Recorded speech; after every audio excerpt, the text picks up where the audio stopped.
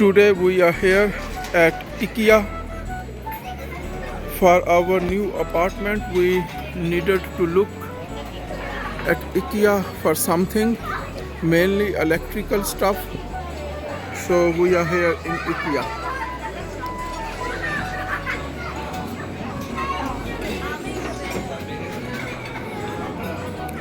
If you do not know, then IKEA is a company that are mainly selling furniture.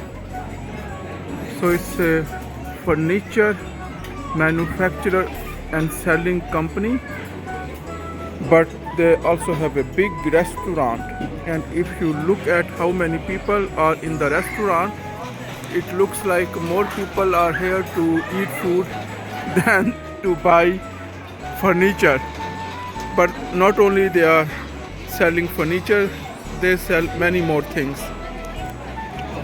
So if you look here, you will see how big is this restaurant.